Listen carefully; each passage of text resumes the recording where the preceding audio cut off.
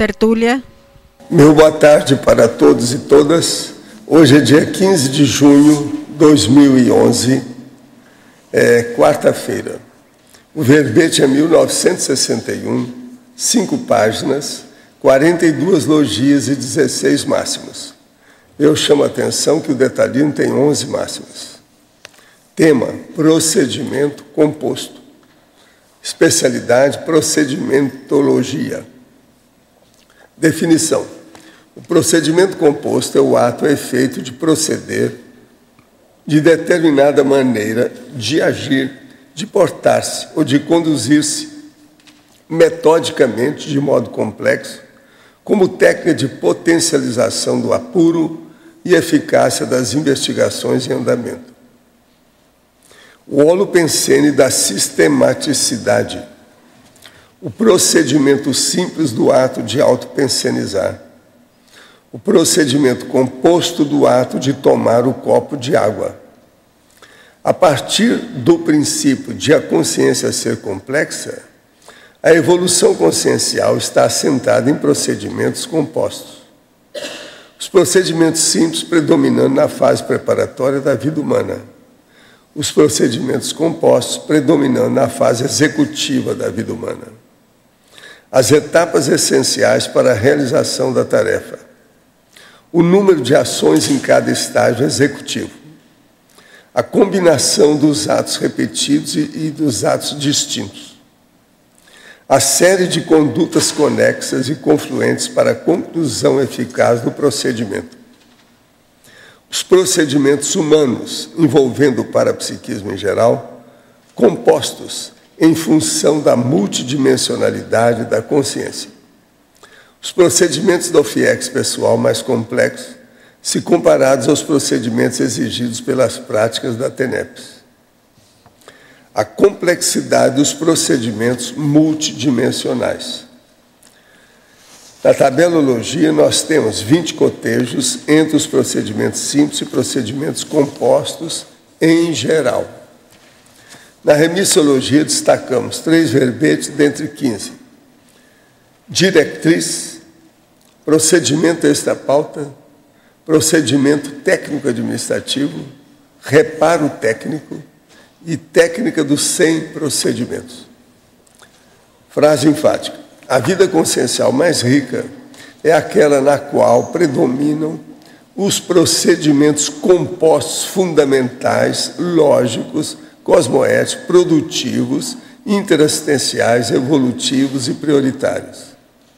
A vida para você vem sendo desenvolvida com predominância de procedimentos singelos ou complexos. Por qual razão? Agora, questionamento. Há 4 meses conheci minha companheira e estamos juntos, namorando há 2 meses. Ambos estudamos conscienciologia e trabalhamos com intenções assistenciais. Reconheci uma projeção com 60% de lucidez há 8 anos. Moramos em estados diferentes. E, além dos problemas intrafísicos naturais para consolidar nossa união, percebemos muito assédio extrafísico em torno do nosso relacionamento. No meu caso, os assédios também se estendem a um projeto pessoal bem sério em torno de assistência.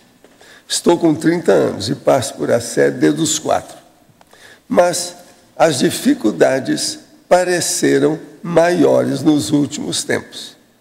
Peço amparo em sua TENEPS e algum aconselhamento.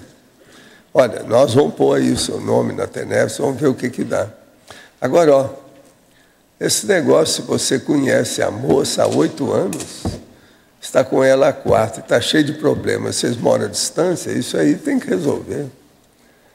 Quando fica esse lenga-lenga, vai, não vai, marcha contra marcha, cria problema para todos os dois e para a família dos dois. Abre o olho com isso, ainda mais do ponto de vista geopolítico, um mora num lugar, o outro no outro. Isso aí você tem que resolver. Se isso aí não assentar, quanto mais demorar, pior vai ficar. Outro, o professor falou alguma vez e me disse: o que é nosso vem para a nossa mão. Como conciliar a proatividade e a passividade em busca da dupla sem se auto-assediar nesse processo? Poderia dar um esclarecimento? A primeira coisa é o seguinte: pense em ajudar os outros em tudo que você vai fazer, inclusive na constituição da dupla evolutiva, que aí você vai ter assistência. Pense em ajudar os outros. Eu quero responder aqui para uma senhora de Belo Horizonte. Eu quero dizer para a senhora que nós vamos tentar ajudar, que eu recebi alguma coisa a seu respeito, coloquei na TENEPS. Agora, ó, é preciso de ver muita coisa nesse lado aí, porque tem uns problemas de muita emoção do seu lado a respeito da sua família. A gente tem que ponderar a família, tem que ter emoção, mas a emoção não pode predominar, não. Tem que ter lógica, tem que ter racionalidade, ponderar sobre o assunto. O seu caso precisa de muita ponderação. Você sofre sem necessidade, é você mesmo que cria o problema.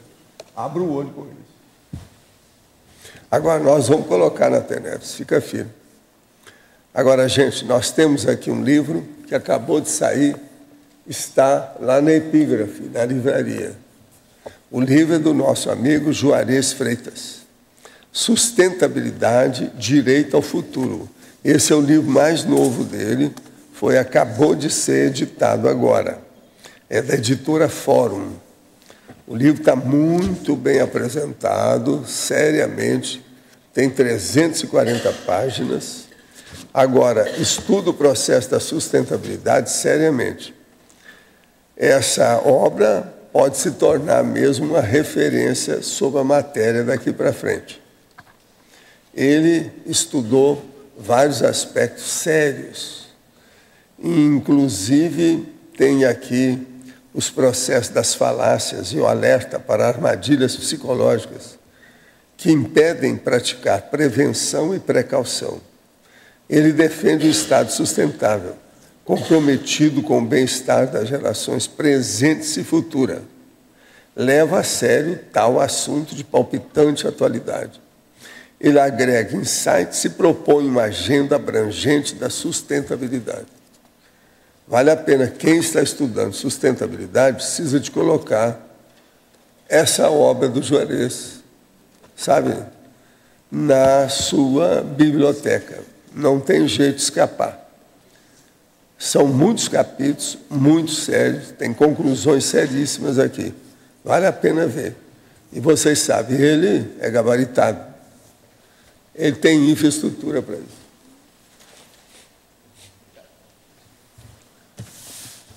Agora, quanto ao procedimento composto, eu estou de olho em vocês. Pode falar, João. Aqui na página 24, na tecnologia, você pode falar aqui na terceira linha, a paratecnologia.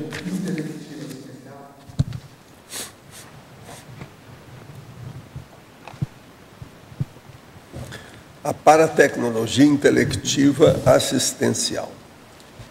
O caso todo é o seguinte: para a gente entender a paratecnologia, nós temos que começar a estudar como é que os amparadores extrafísicos agem a nosso respeito, com a gente.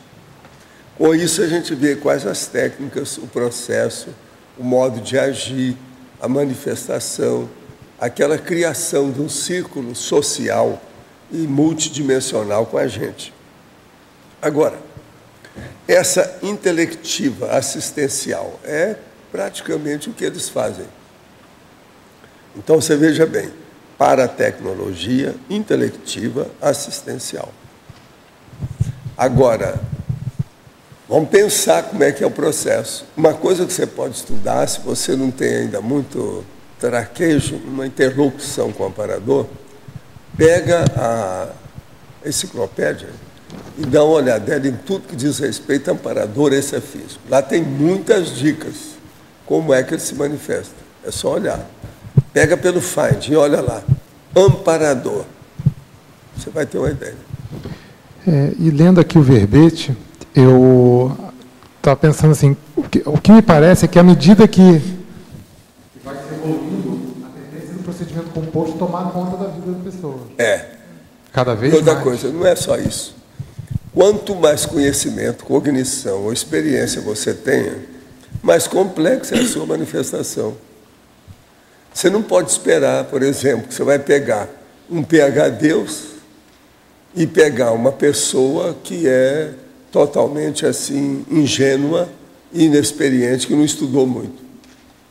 A simplicidade daquela pessoa, por exemplo, que vive numa fazenda, que não estudou demais, parou no 3º ano primário e vai pegar um PhD, esse PhD da universidade, seja lá o que for que ele faz, a manifestação dele vai ser mais composta. Entende? Vai ser mais complexa. Aqui, ó, como eu falo, tem umas palavras que eu uso aqui. É o complexo, o composto, o cosmovisiológico e o integrativo. Então, isso tudo a gente tem que ver. Por exemplo, eu trabalhando com consciência, que é um assunto já complexo, e fazendo uma enciclopédia, que é outro assunto duplamente complexo, sobre consciência. Você não vai querer que as minhas atitudes sejam todas simplórias, ou que eu viva numa simploriedade o tempo todo. Não. Agora, o problema é que a gente pode mascarar essa composição, essa complexidade, com uma singeleza de manifestação. Eu faço muito disso. Mas aí é saltar de banda, você está tirando o corpo fora. Dentro de um processo que você vê que não leva a nada, que não tem bons resultados, para que você vai insistir com aquilo? Então você deixa para lá. Agora, o procedimento composto mostra mais lucidez por parte da consciência, desde que aquilo seja racional, lógico, sistemático, funcional, dá resultado. Tudo isso que nós estamos falando é baseado no resultado. Se não tem resultado, tudo é errado. Agora também outra coisa que eu vi aqui, lá na página 26, na tabela, no item 2, o senhor coloca como simples assim e composta a desassim. Sim. O que compõe a mais... Assim, veja só, que você vai entender isso em um minuto.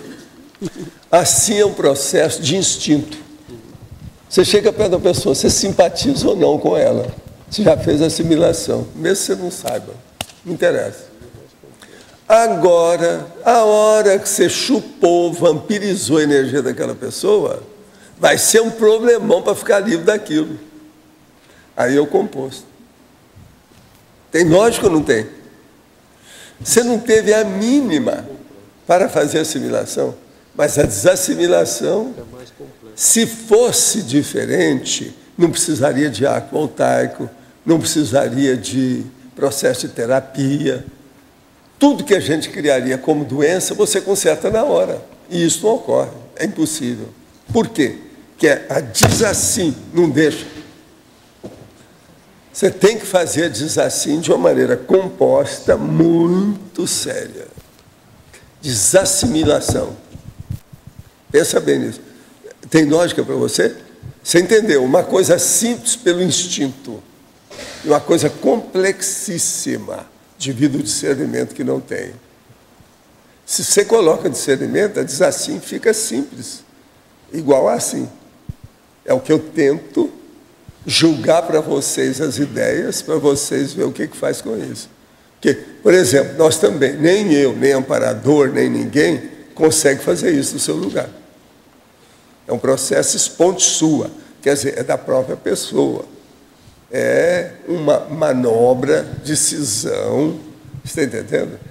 Da própria condição. Não tem outro jeito, é a pessoa. E uma coisa, se eu confirmo, você acha que também é uma coisa lógica? Vamos supor,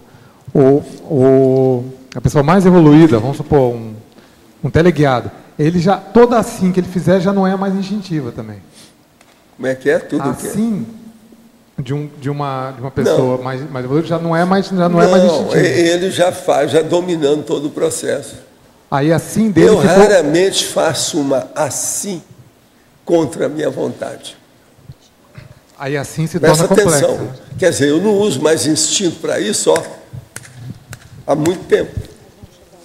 Agora veja, isso é a base da dispersidade, você sabe. Daqui umas vidas. Um desperto ele não vai permitir fazer uma assimilação contra a vontade dele, ou deixar que aquela assimilação vai influir no processo dele, de modo algum. Então, onde é que ficaria aí o processo da desassediariedade? Não existiria.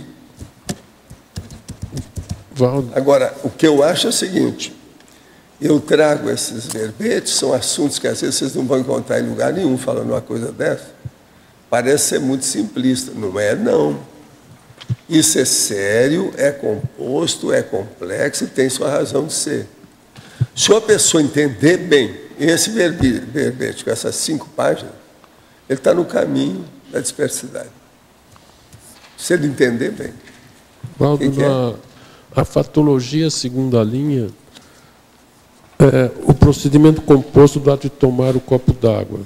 Sim. A primeira Você vista viu aqui, parece isso aqui é um copo d'água. Parece um procedimento simples. Olha o procedimento composto. Tem uma opção de coisa.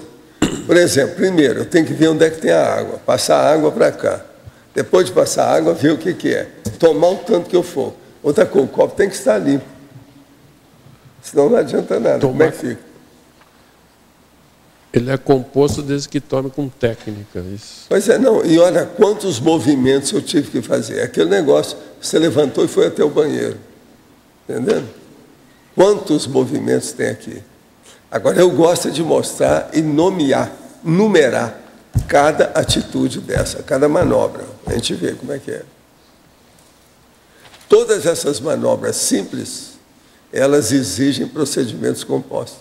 Vê se me entende aí o processo totalmente, vamos dizer, quase que contraditório, mas, na verdade, não é. Ele é antagônico e é também um pouco, vamos dizer, complexo. Quando você toma o seu copo d'água... Pois é, eu já fiz de propósito. Mas você já tem um monte aqui. de... Toma o copo, se escolhe o copo, vamos supor, se escolhe a água... Vamos supor que isso esteja lá. Eu vou fazer.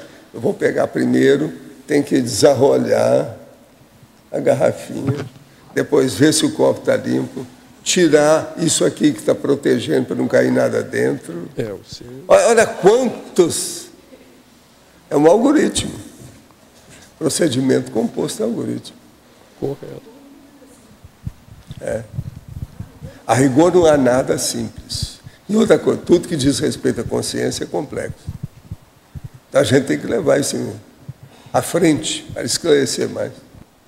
Valdo, aqui na tabela, na página 26, o último item, como que você diferencia ver e observar? Uma coisa é a pessoa ver. Por exemplo, eu vi que você chegou. Agora, eu não observei, por exemplo, que você está sem paletó. Está entendendo? Ou qualquer coisa nesse sentido. Agora, eu ia observar você. Não, ele está com a barba acertada hoje, tal, ou qualquer coisa nesse sentido. Outra coisa, está com um laptop. Isso é observar. Então, observar é a mesma coisa de enxergar também para algumas pessoas. Ver não é a mesma coisa de enxergar. Seria um nível de detalhismo? O nível, vamos dizer, de percussiência com discernimento. Então, não é só detalhismo, não. É entender o detalhismo, a aplicação dele, a funcionalidade. Por que ele está ali? Esse aqui é o processo da diferença. Agora, aqui eu poderia pôr ver e no outro lá, enxergar, mas observar ainda é mais composto. Porque observar já é fazer experiência. Você já está na mão, você movimenta um objeto, se você está observando, você está analisando, você vai dar um diagnóstico. Enfim, você está fazendo uma anamnese do processo. Uma coisa é você cumprimentar a pessoa, outra coisa é você fazer a anamnese dela. É tudo diferente. Põe a anamnese aí que você vai começar a entender. Eu aqui, por exemplo, eu posso colocar uma série de outros verbos no meio dessas palavras. Entendeu? Para explicitar mais, mas eu não quero pôr para não complicar. Se a gente põe muito complicado, a pessoa não vai nem ler. Acha que está demais, que não dá certo, então não lê. Então eu estou pondo bem simples.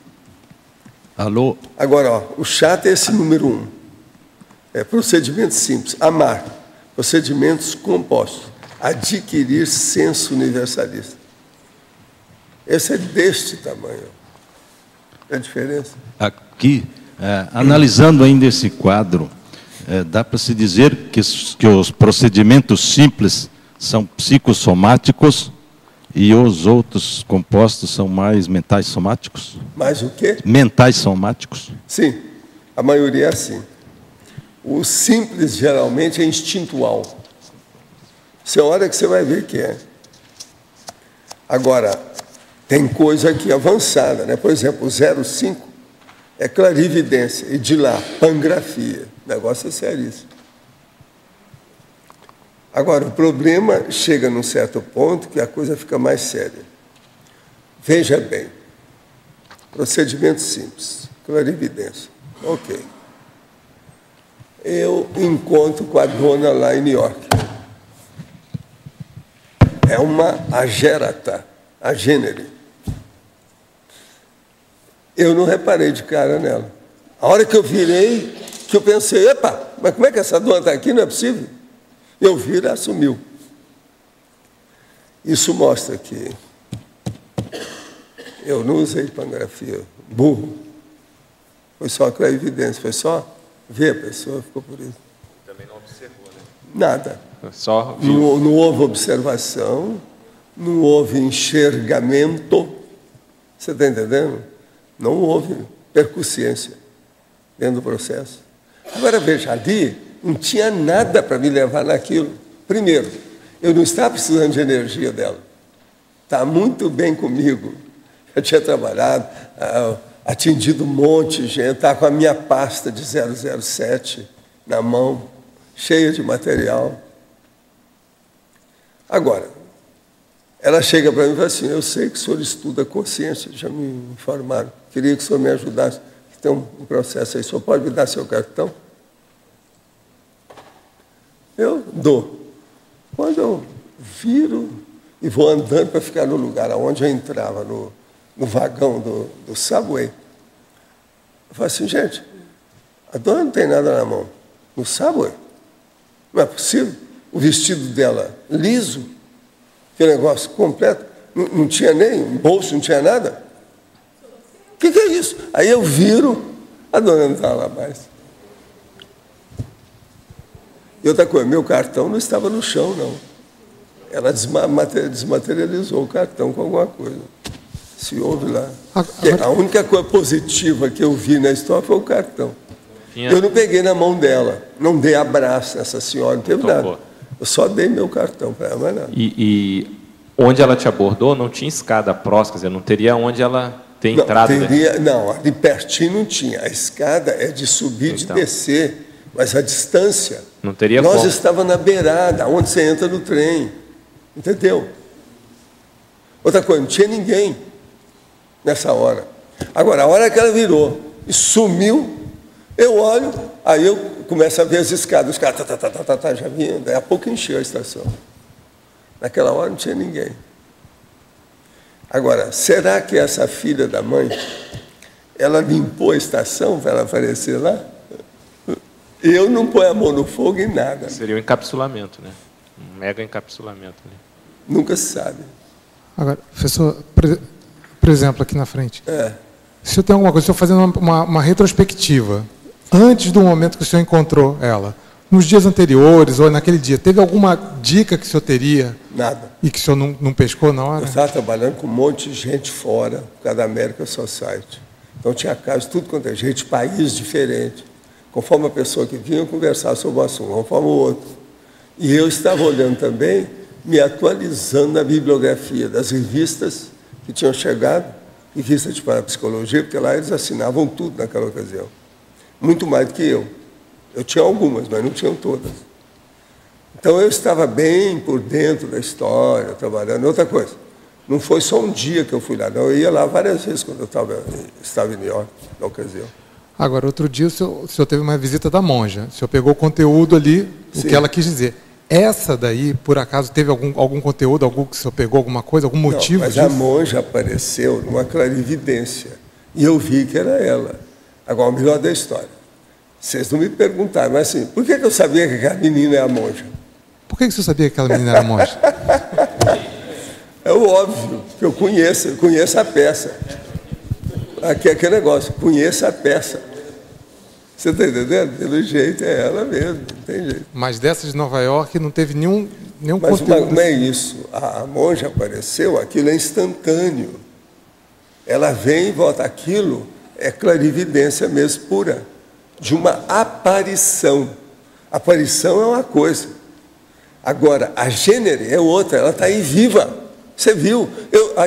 Eu dei o meu cartão, ela pegou com a mão direita. Onde é que saiu aquela mão direita? Agora veja, o vestido dela muito bonito, mas muito simples, tipo neo-iorquina, sabe? Com aquele negócio. Mais assim para cinza, amarelo, mas muito bem feitinho, tudo simples, grandão, ela alta, magra, você está entendendo?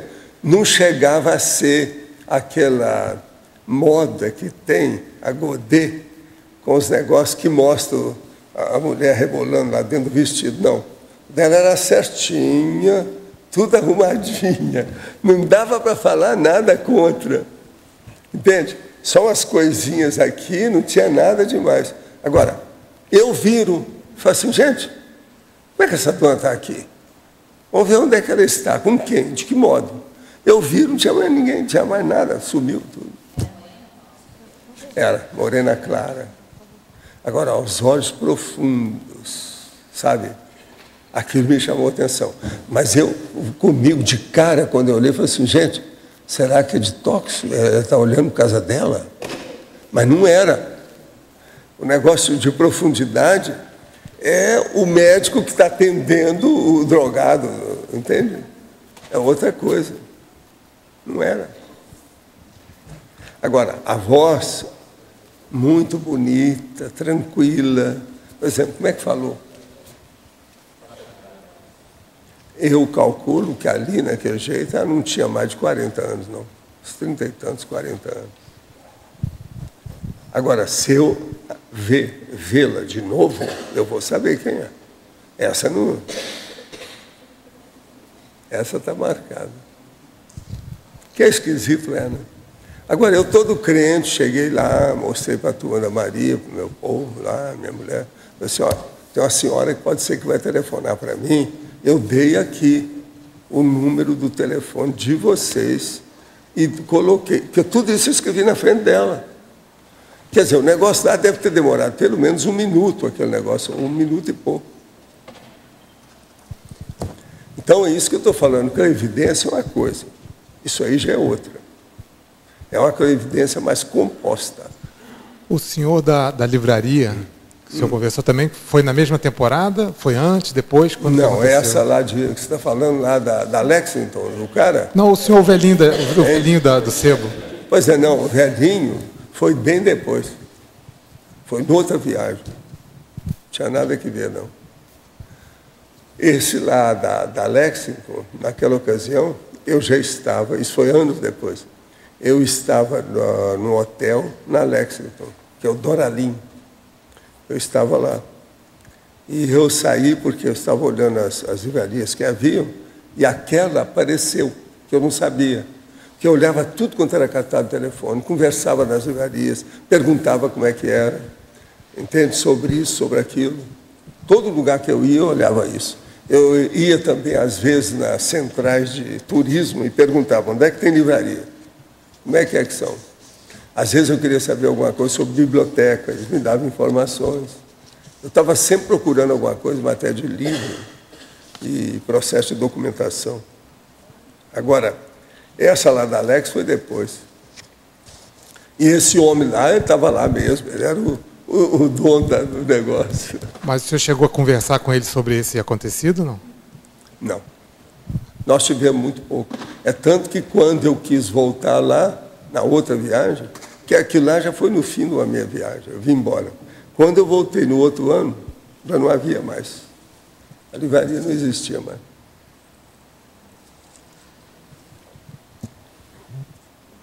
Agora, em New York, o que tem menos, assim, que dura menos, é restaurante. Eu frequentei lá nas minhas viagens uns 8 restaurantes. Às vezes uma vez só, era só numa viagem. Quando você ia na outra já não existia mais. É tudo instável, você não pode confiar muito. É muito interesse, sabe, em matéria de dinheiro. O caso é muito sério, não dura muito. Se o negócio não dá certo, 100% para render muito, eles fecham na hora. Vem outro. Paulo, um outro assunto. Você costuma definir o discernimento, né, com aquela capacidade de distinção entre o certo, o errado, o bom do pior, né, quer dizer, o melhor do pior. Agora, para que a pessoa possa fazer isso, além dessa habilidade, percepção, lucidez, ela tem que ter uma bagagem, um conteúdo para que ela possa fazer isso, não é? É a acumulação. É isso que eu queria chegar. O acervo da pessoa. Então, quanto mais acervo, menos erro. Se ela souber usar o acervo. Agora, não adianta também se a pessoa tem um acervo, por exemplo, belicista. Isso não resolve. Tem certo. que ver a natureza, a qualidade do processo. Então estrategicamente, para a gente desenvolver o autodiscernimento, nós teríamos uma linha que é essa habilidade de fazer distinção, que envolve analogia, comparação e tal, e outra é justamente ter essa bagagem, esse acervo maior. O discernimento é uma atitude das mais complexas da personalidade humana. Envolve aí uma dúzia de condições da pessoa para ela ter discernimento. Não é uma coisa singela, nunca é. Entende? Às vezes uma pessoa pode mostrar um certo discernimento na bamba, por bamba. Você sabe o que eu estou dizendo, né? Excepcionalmente ela pegou a coisa melhor. Mas isso é uma vez na vida, outra no milênio. Não é algo... Eu estou falando um negócio pensado, raciocinado, sim, decidido e determinado. Então, que... há uma série, pelo menos uma dúzia de manifestações você precisa para ter bom discernimento. Então, minha pergunta é essa. Qual que é o caminho melhor para desenvolver o autodiscernimento dentro disso? Eu penso que é fazer a conjugação dos seus fatores, os trafores mentais somáticos. Então, por exemplo, o que é que você tem em matéria de lucidez? Pensa tudo que tem. Cosmoética, equilíbrio, determinação, a seletividade. Qual é a sua capacidade de seleção? Por exemplo, determinismo e seleção.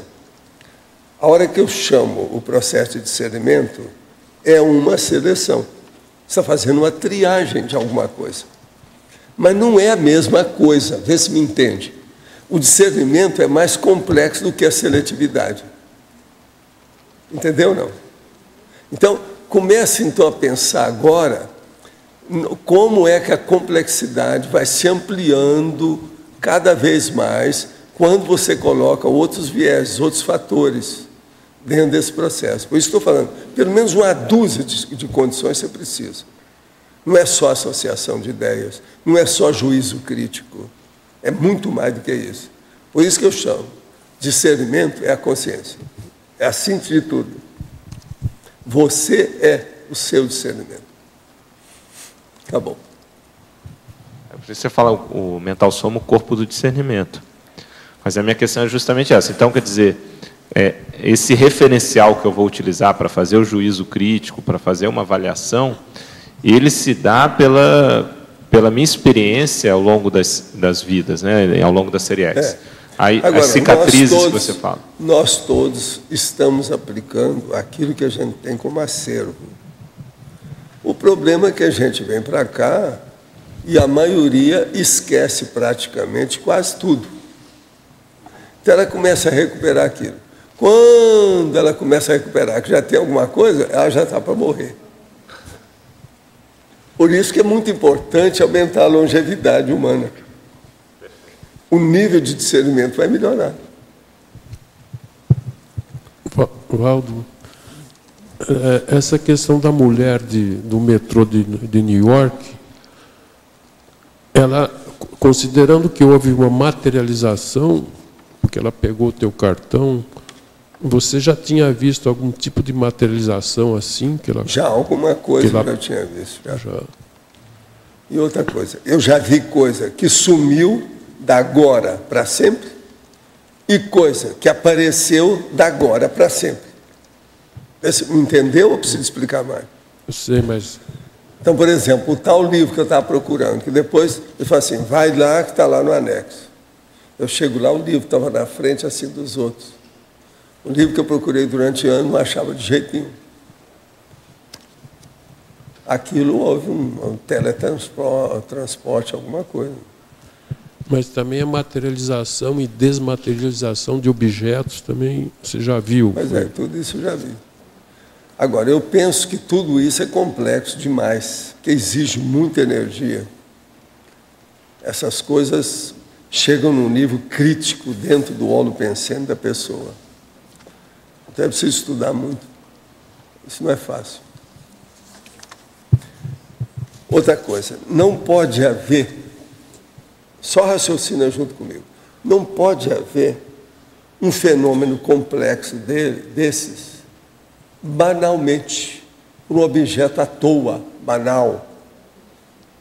Isso tem que ter um valor, entendeu como é que é? Senão, você tem aquele trabalho enorme, chega aqui e não produz nada, não dá resultado, não há fruto.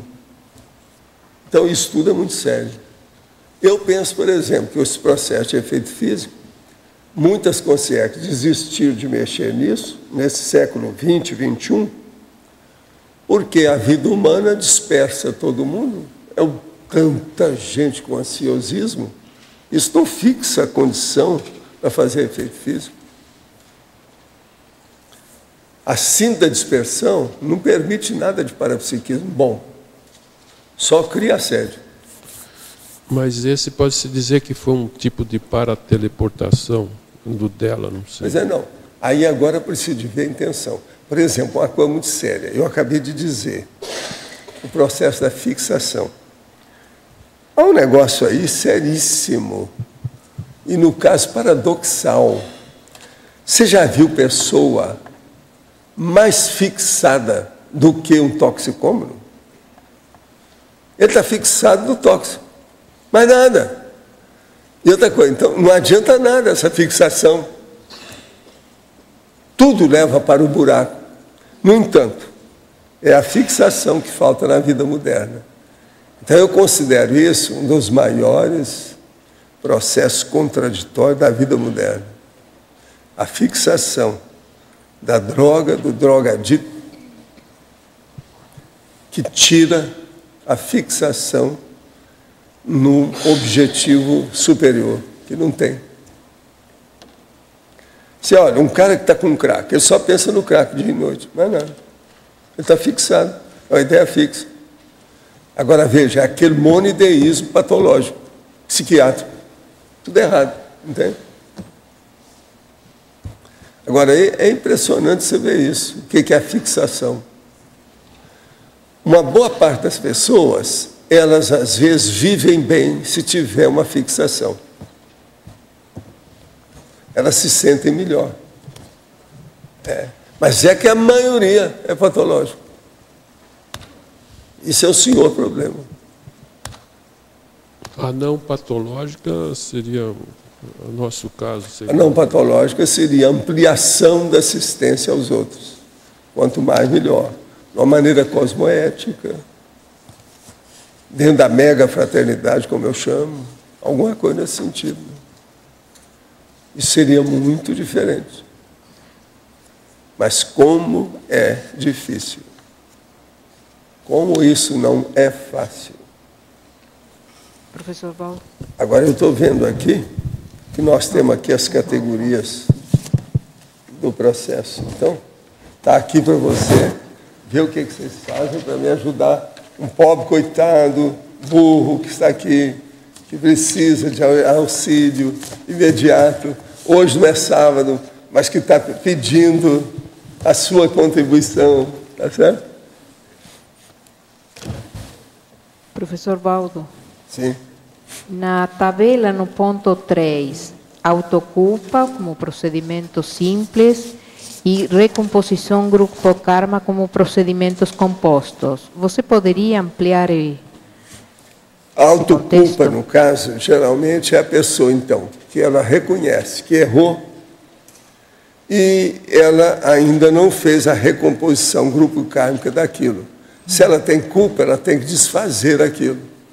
Tem que ir lá pedir um perdão, acertar o que for, dar um jeito o que foi, enfim, fazer uma reconciliação. Essa reconciliação é a recomposição grupo kármico. É lógico que você erra simples e conserta composta. Agora, não seria... Você está entendendo, né, o que quer dizer? Entendi, sim. Agora, não seria questão também de colocar outro tópico como grupo kármico, como procedimento simples e procedimento composto policármico? Autoculpa não é grupo kármico. Não. Agora, a recomposição grupo kármica já deu toda a ideia. O que você quer pôr aí? Não, ou seja, colocar outro tópico como grupo kármico, como um procedimento simples e como um procedimento composto policármico. Não, aí ó, o grupo kármico, escuta só, esqueça a policarmalidade. Se o cara está com autoculpa, ele está abaixo de subtrato. Tá, mas se já saiu do grupo, do ego dele. já saiu do ego não e está no grupo. Polikarma não. Polikarma vem depois. Mas quando já está no grupo. Polikarma é a hora que a pessoa ela não vai ter nunca autoculpa, que ela já vai ajudar, já com a intenção de ajudar. Não tem outra ideia senão ajudar. Ela não vai errar porque ela quer ajudar. Isso é o polikarma. Agora, na hora que ela errou, tinha o ego-karma que estava funcionando o grupo karma. Não, isso aí está claro, mas eu falo de outra instância, de sair do polikarma. Não, outra instância, aí já é outra coisa. Eu preciso ver se aqui não tem alguma coisa nesse sentido. Tem alguma coisa disso aí. Aqui, ó, tem uma. Qual? Olha lá, emoção, sentimento elevado. Pronto. Essa já muda tudo, que é muito maior. É uma geral. Essa é muito séria. Mas isso tem a ver com a pessoa. Tudo tem que ver com a pessoa. Não todo com todo o grupo. Tudo, antes de mais nada, aqui é pessoal. Depois é que vem o resto, não tem jeito. A maioria, tudo aqui é com a pessoa mesmo, não tem saída.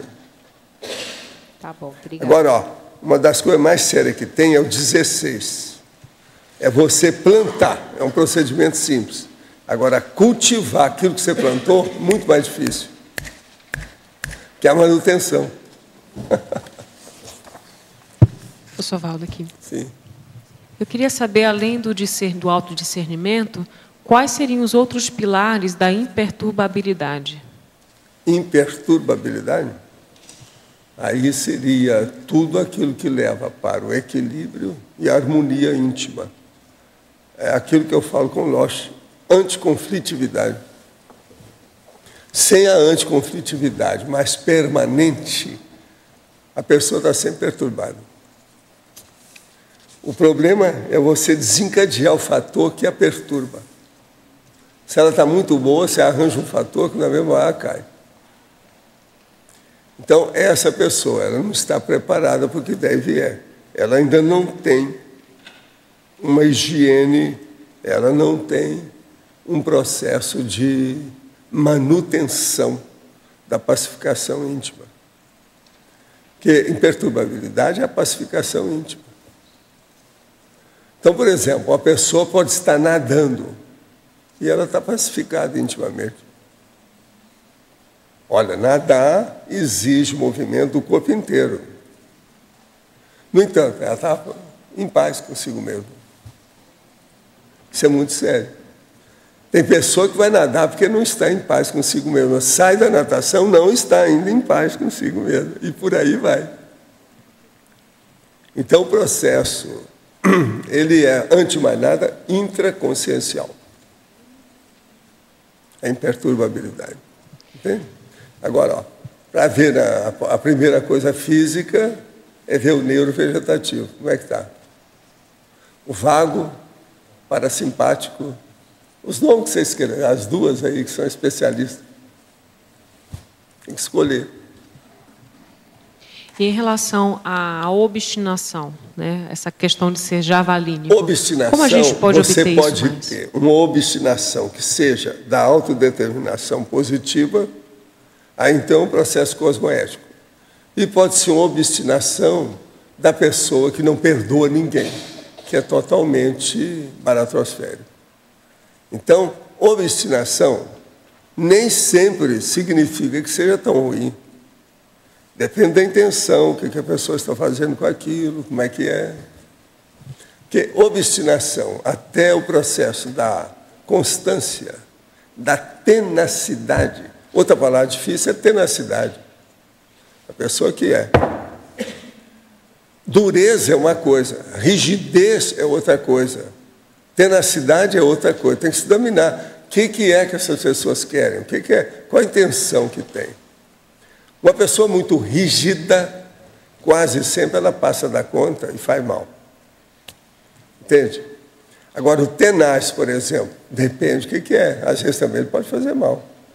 Porque ele tem uma priorismose, ele não sai daquela ideia.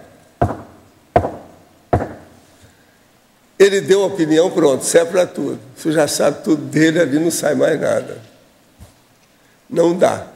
Daquela terra não sai minhoca. Está entendendo? Você não tira minhoca do cimento. Eu digo dessa obstinação positiva, javalínica, né? Isso é o que seria mais importante para a gente desenvolver e cultivar e mantê-la? Eu penso que é você cultivar, antes de mais nada, o resultado da sua determinação. Você viu que a determinação foi boa, o resultado foi bom. Você lucrou evolutivamente com aquilo, ou aquilo ajudou determinadas pessoas. Isso vai dar uma força enorme para você e vai abrir instâncias, caminhos, gates, portões, porta, para você entrar em outros horizontes, outros perímetros, outras instâncias. Está entendendo? E com isso, você vai acabando com isso que nós chamamos de contingenciamento. Por quê? Tudo você já fez a profilaxia. Tudo você já viu antes o que vai acontecer. Então, não tem nada de pronto-socorro, emergência. Você já sabe tudo. Agora, é muito importante para isso você ter duas observações corretas. A primeira,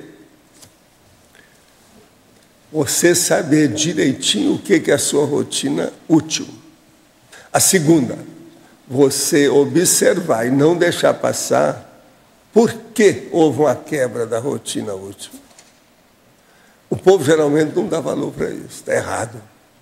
A gente tem que olhar por que houve uma quebra da sua rotina útil. Você precisa saber qual a causa. O que desencadeou isso? Senão, daqui a pouco, sua rotina já foi para o espaço. Acontece outra vez, outra vez, outra vez. Se acontece 5 vezes, pronto, sua rotina já foi para o beleléu. Isso, até certo ponto, ela invalida a imperturbabilidade. Quer dizer, a pessoa não fica já equilibrada. não tem mais. A hora que acontece isso, já não existe mais. Acabou. Por quê? Ela criou um processo sério de trauma. Trauma, aí no caso, é um choque. Esse choque pode ser um surto. E por aí vai.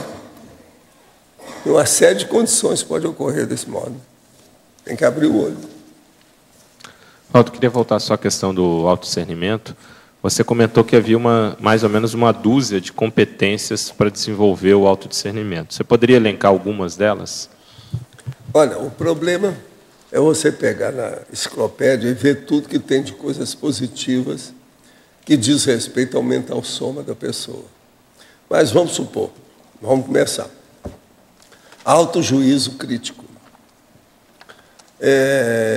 Associação de ideias. A priorização do interesse. Isso aí diz respeito à intenção da pessoa, tá certo? Então vem a intenção aí no caso. Segundo, você está concentrado numa condição dentro da cronêmica. Você não fica concentrado apenas nesse momento que você está aqui, não. Aquela concentração ela tem que seguir durante o mês com você. toda hora. Você está de olho com aquilo. Isso faz parte do discernimento. Uma outra coisa, lembrar que você não é bicho mais, que acabaram todas as emoções de bicho. Acabou. Que você não treme mais, que conflito para você é uma coisa patológica, não tem razão de ser.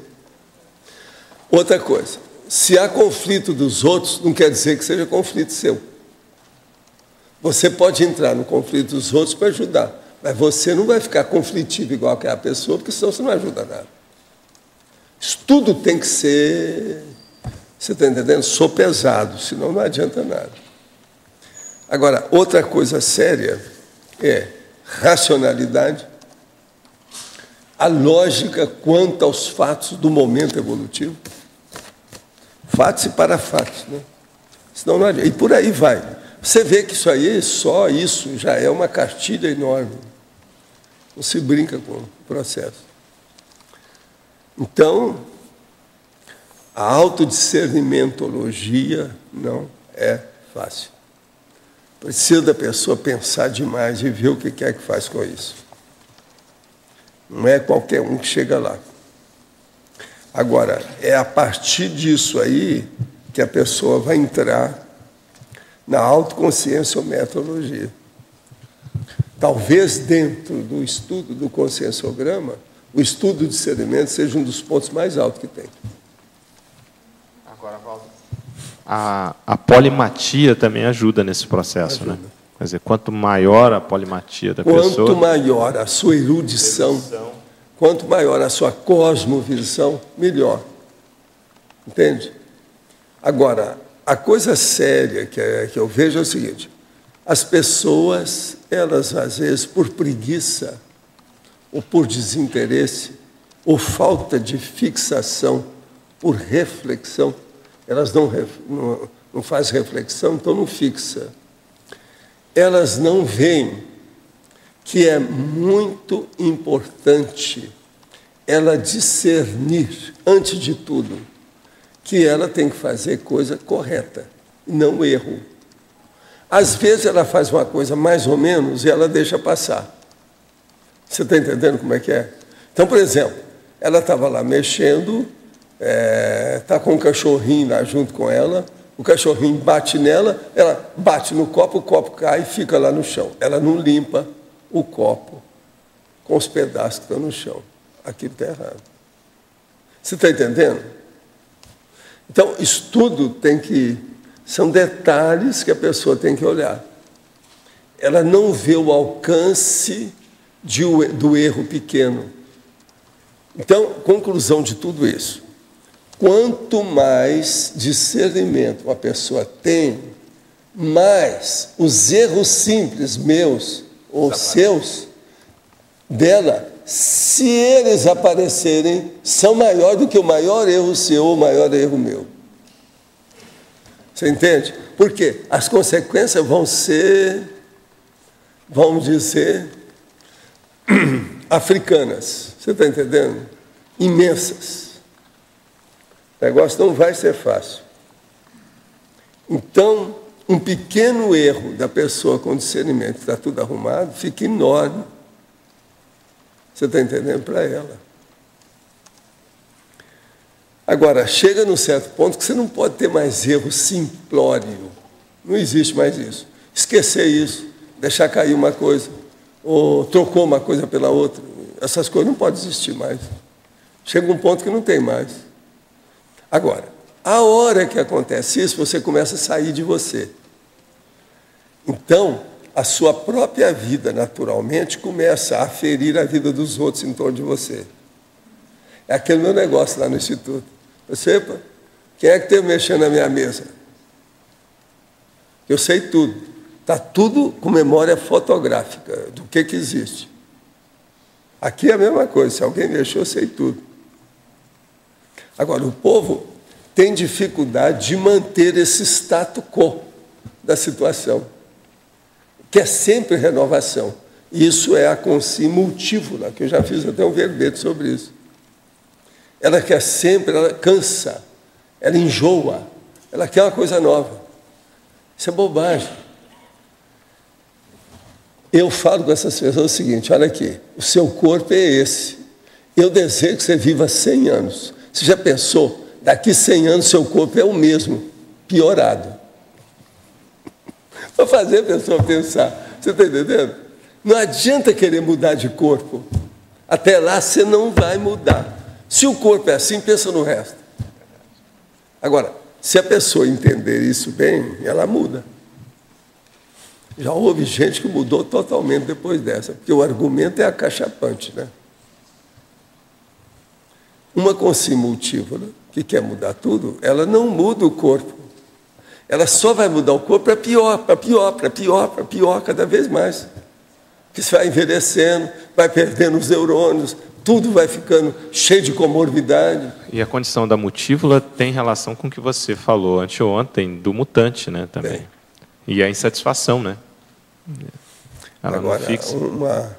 Uma das coisas que a gente nota, muito comum, é a consumultívola ter a bipolaridade. Ou ela caminha ou ela saiu.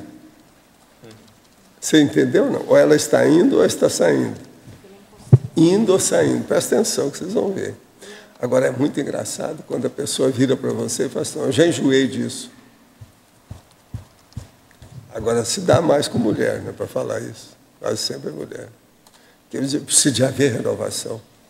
Agora, é pessoa que já vem trabalhando há séculos em multividas, múltiplas vidas na arte. Elas não têm fixação. Então, o maior engano que tem os artistas é achar que a criatividade seria a condição multívola. Não é. A criatividade, ela tem que criar coisa nova. É lógico, é uma coisa múltipla. Mas a pessoa não fica assim, ó, dentro de um whirlpool, quer dizer, um redemoinho de ideia nova, de condições. Tudo aquilo é bem pensado. Vem para engrandecer o que ficou. E não para criar mais bobagem. A pessoa não pensa nisso. Vocês estão vendo o que é reflexão? Estou fazendo uma reflexão sobre o processo. É por aí. Agora, fiz o curso 40 Manobras Energéticas e agora estou fazendo o curso Assistenciologia. Decidi fazer uma reciclagem existencial e investir uma nova profissão. Fui fazer a inscrição no curso de Psicologia, mas ao chegar lá me deparei com outro curso que sempre quis fazer, a Biomedicina. Desde então fiquei inclinado a trocar de curso e tenho pedido sinais aos amparadores para poder escolher o certo. Com a psicologia, tenho a certeza de poder fazer uma melhor assistência, mas com a biomedicina vejo a possibilidade de fazer macroassistência. O senhor poderia comentar a respeito? Eu vou comentar o quê aqui? Alguém aí quer me ajudar? O que é? A biomedicina hoje ela está alcançando o quê? Vocês estão sabendo como é que está? Hein? Ela faz a conexão da parte biológica ou aquelas coisas que eu fazia, da microbiologia, aquele negócio todo. Isso, parte de genética também e parte laboratorial. Análises o problema é que ela não vai ter contato com gente. Não, é laboratório. Ela não falou isso aqui. Ela está falando macroassistência, mas é de gabinete. É isso? Então eu estou certo, eu estava raciocinando, é isso. Eu acho que o melhor aqui é psicologia. Se fosse comigo. Hein? Não, mas ela não está falando em medicina, não tem lá. Ó. Medicina que seria o ideal. Medicina? E gostaria de estar fazendo medicina, né? Eu sei. Já vi muito aqui isso. Aqui em Foz mesmo tem isso. Porque não tem medicina. Eu já atingi várias pessoas aí esse ano sobre isso. É. Conforme o senhor explicita sobre a diferença entre assim e desassim, como faz o consciência terapeuta a assim terapêutica? A primeira coisa, ele é bem assistido. Aí não precisa explicar mais nada, né, depois dela. Como se caracteriza o alto arco voltaico? É você fazer o estado vibracional. Já é o arco voltaico, te ajuda. No tocante à moça que o senhor viu em New York, que lhe pediu o cartão, indago. Naquele exato momento da aparição, se o senhor estivesse acompanhado de outra pessoa, ou se houvesse uma terceira pessoa com sim, poderia ser um guarda, eles haveriam também? Ah, se foi, era bem possível. Do jeito que estava ali, se ela foi a gênero, todo mundo vê. O que não vê é o caso da monja. Ali ninguém vê. Se tivesse gente comigo, não ia ver. Mas no caso dela, ia ver. Ela estava tangível. Havia uma corporificação da personalidade. Que clarividência composta seria essa? É justamente isso.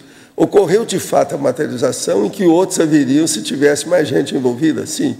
No caso dela, foi. Mas agora, é um tipo de clarividência. Mas a clarividência mais correta é essa hipnopômica, por exemplo, que eu vi a monja. Essa que é a mais séria. Lá é mais um processo de energia. Uma outra coisa. É lógico que aquela mulher não podia ser menos do que uma serenona. Por quê? Porque não foi usado ectoplasma meu para materializá-la. Você está entendendo? Porque se tivesse me envolvido, eu teria sentido aquilo tudo. Eu não senti nem antes, nem durante, nem depois. Só senti que está tudo bem. Ela não afetou a minha condição parapsíquica. Grande. Ela quis que eu ficasse bem consciente do jeito que eu estava ali. E outra coisa, eu estava numa condição boa, muito boa, intimamente falando. Agora, se eu tivesse cedido a energia, ela precisaria daquilo para se materializar. Não. Então, por isso que eu falei, se essa dona é uma aparição, é mesmo uma, vamos dizer, uma agênere, é uma serenona. O senhor desculpa a minha ignorância, mas em relação à minha pergunta de ontem, a respeito do temperamento de Catarina de Médici e minhas percepções, você poderia ser mais claro na sua resposta? Eu acho difícil. Como é que a gente fala isso, hein? Apesar dos vários problemas pessoais, sou forte e determinada. E você sabe, não, eu sei. A hora que eu encontrar com você, eu vou te esclarecer algumas informações. Eu aguento o seu famoso soco na cara. Por favor, abra o jogo. Não. Deixa eu te explicar. Não é por causa de você ou de mim. É por causa da dita cuja. Eu depois te explico. Qual foi o idioma que a moça usou para abordar no metrô de New York? Inglês. Gostaria, outra coisa, inglês de New York, Manhattan. Ela estava bem caracterizada como sendo de lá. Gostaria de propor mais um item na tabela, muito utilizado no espanhol, correspondente também a dos sentidos físicos. Procedimentos simples, ouvir. Procedimentos compostos, escutar. Ah, sim, mas nós já falamos disso aqui, escutar, eu já tinha falado aqui. É enxergar, escutar, ouvir e tal. É a vida. Quem é que está aí com o microfone agora? Tem alguém, não? Estamos sem microfone.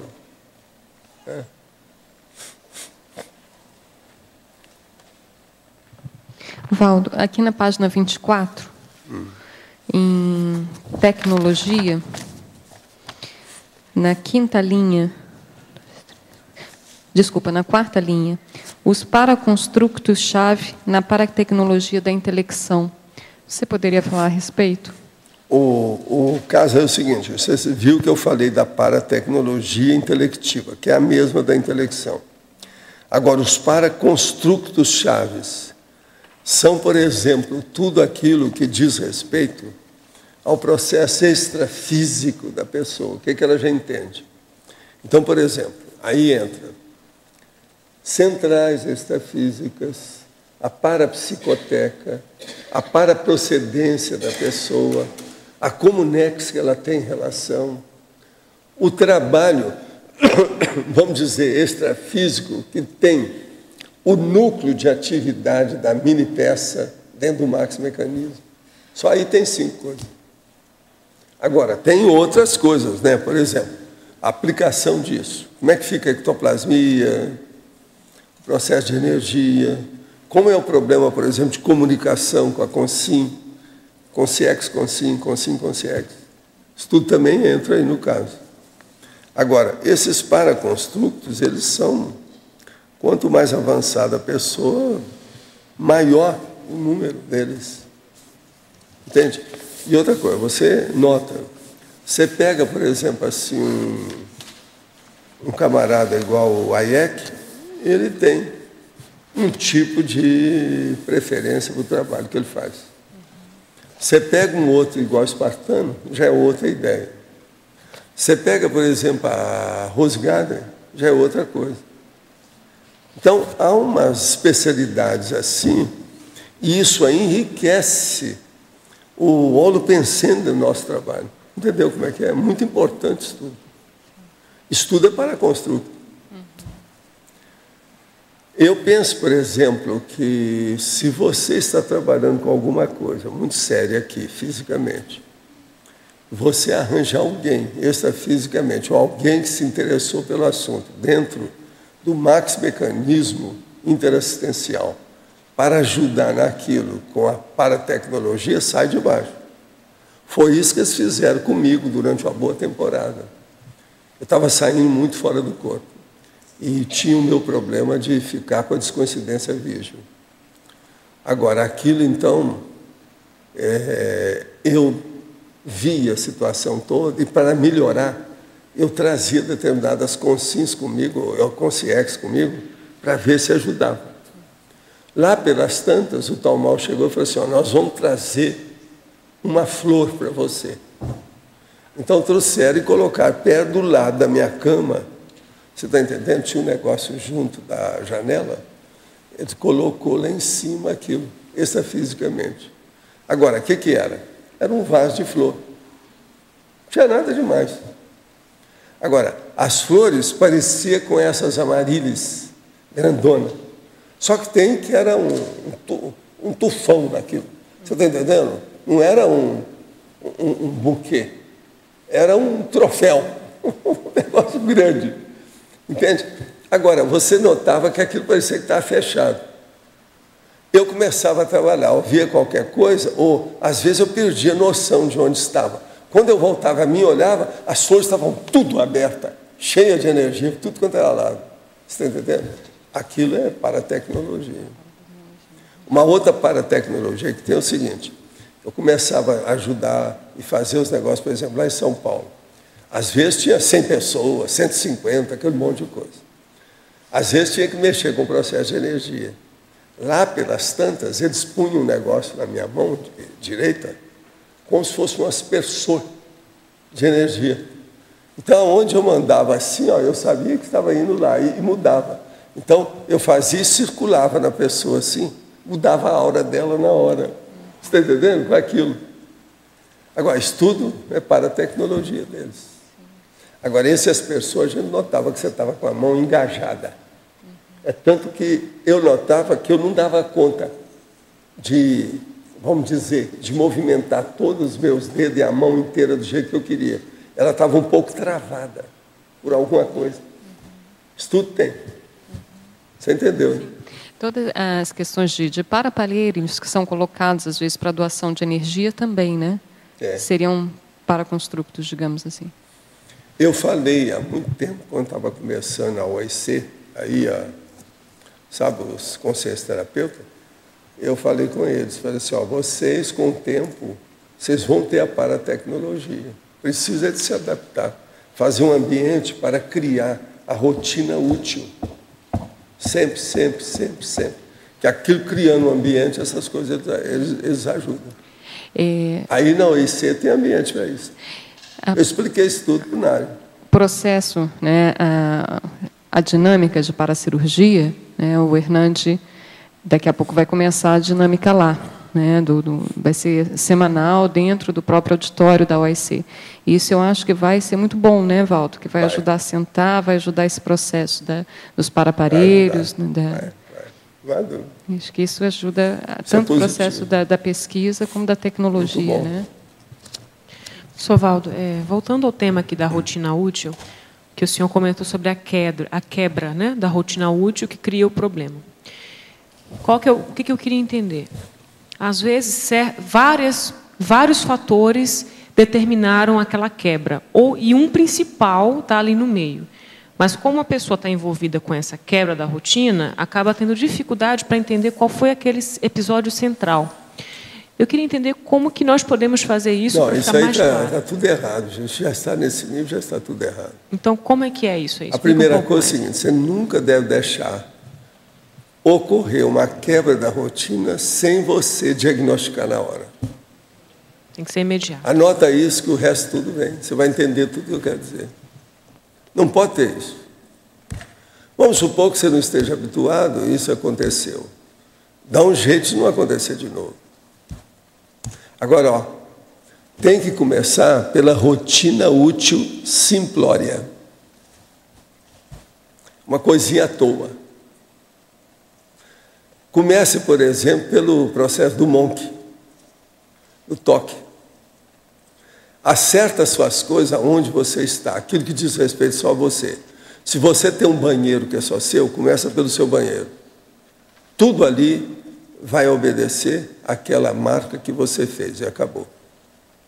Se houve alguma diferença, você vai começar a ver. Um detalhe desse insignificante pode indicar o caminho de tudo que você faz na vida. Agora, ó, uma coisa dessa, e eu tenho, por exemplo, a opção de desconto que a gente dá, eu sou especialista nisso. Lá em casa tem 2 gatos. Se eu arrumar uma coisa numa mesa e vou lá, faço qualquer coisa, a gatinha vai ser a primeira que quer subir para ficar comigo e mexer comigo. Aí o Everton está acostumado a ver como é que ela faz comigo. Não, ela faz, não é assim? Chega, entende? Ela está sempre assim. Ela mexe comigo para que eu possa mexer com ela. Isso é o tempo todo. Então, é lógico que ela passando lá em cima, gato, você sabe, é capaz de passar nas coisas, tudo assim, sem mexer em nada. Mas, às vezes, é impossível. Se há uma série de objetos, ela acaba tirando o lugar. Agora, começa por aí. Observa por aí. Esse é o caminho. A coisa é tão simples que você está até abalada com o negócio, não é? Mas não é simples, isso é terrível. Colocar um molho nessa história aí. Agora, o ideal é ver a pessoa que tem um banheiro. O banheiro é o melhor. Se você tem um banheiro só seu, acabou. Se não é. Se o ambiente, e se não é? Não, se não é, esqueça. E se não passa para outra coisa. Pessoa o que é só seu? Olha o que é só seu. Não, mas a bolsa é uma coisa simples e complexa, porque é um tabu. E só vai melhorar depois. A pessoa não pode querer começar com a bolsa, não. Ela não vai dar conta. Não dá, missão impossível. Não dá. Se ela tem uma vida desorganizada, não pode querer consertar a bolsa em primeiro lugar. Isso é regra. Agora, ó, isso não é pensamento meu, não. Isso é direto, é universal. O povo sabe disso. Tem que pensar. Em certos contextos, por um tempo determinado, a pessoa ela vai viver, por exemplo, uma temporada na casa de uma pessoa. Ela tem disponível um espaço, mas esse espaço isso não é... Isso aí é outra coisa. Eu não é partilhar, ele é partilhado. Eu sei que você está passando lá. Entendeu? Na casa dos nossos amigos. Eu sei dessa história toda. Mas eu estou falando, arranje uma coisa que seja só sua. O dia que for, você começa a fazer isso. Na sua vida atual, seria bobagem começar a fazer isso. Não tem como. Impossível. Você não tem ambiente. Possível. O processo tem que ter, pelo menos, um holopensene adequado. Pelo menos adequado. Não, esse é favorável. Agora, você vai fazer o seu lá, você está perdida. Lá não dá para fazer. Tem que pensar. Eu sei como é que está a vida dela aí, estou sabendo tudo. Mas pode falar. Na página 24, na interaciologia, podia explicar um pouco mais a interação? A interação, sequência cronológica, disposição prosêmica. O problema aqui é o seguinte: como é que você coloca as suas coisas no tempo, colocando os objetos de acordo com aquilo que você precisa? Aquilo que você usa vem um depois do outro certinho? ou o negócio tudo é aquela bagunça. É isso aqui. Aqui, ó, isso é perfeito, está dando a síntese de tudo. Interação, sequência cronológica, disposição prosêmica. Uma das coisas que eu tenho nisso, que eu acho que é vital, porque isso pode até matar a pessoa se ela não tiver cuidado, tem um assunto. Qual que é? Sabe o quê? Remédio.